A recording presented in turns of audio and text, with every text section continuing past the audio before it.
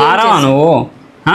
ఏంటి మారడం అంటే నువ్వు మా వాళ్ళకి ఏ ఫంక్షన్లకి రావు, ఏ పెళ్లిళ్ళకి రావు, మా వాళ్ళతో మాట్లాడవు. ఏంది ఈ ఒక్క ఫంక్షన్ కి రాకపోతే మా వాళ్ళ ఫంక్షన్లకి రావు? ఒక్క ఫంక్షన్ కాదు, 1 ఇయర్ సంవత్సరం అయిపోయింది. సంవత్సరం నుంచి నువ్వు ఇట్లనే ఉన్నావు, నువ్వు చేంజ్ అవుతలేవు. ఇంట్లోనే ఉండి ఇక్కడే ఉండి ఈ 4 గోడల మధ్యలో ఉండిపోతావా? నేను ఇప్పుడు ఏ ఫంక్షన్ కి రాలేదు చెప్పు.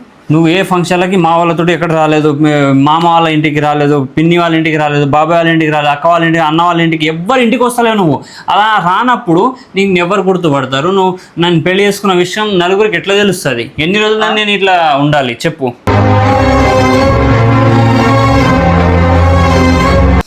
ఎక్కడైనా బయటికి పోతే పెళ్లి చేసుకున్నావని ఎట్లా తెలుస్తుందా? పెళ్లికి అందరు రాలే, పెళ్లికి అందరు రాలే, వచ్చిర్రు.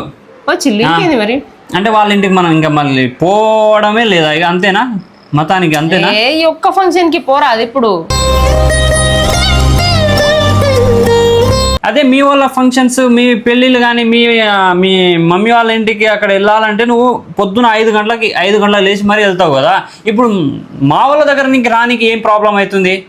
అరే మీ వాళ్ళ దగ్గరికి రావడానికి నాకేం ప్రాబ్లము? బయట ఎండ చూడు ఎట్లా ఉందో. అమ్మో, ప్రతిసారి నీతోటి వచ్చిన లొల్లే ఇది. ఈ ఎండల పాపని ఎత్తుకుని, అంత చిన్న పాపని ఎత్తుకుని ఎటు రావాలి చెప్పు?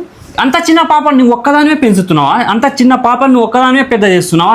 బయట అందరు పిల్లలు 1 ఇయర్ పాప అయినా ఉన్నా కూడా మనం బయట తిరగొచ్చు మంచిగా. పాపని ఎత్తుకుని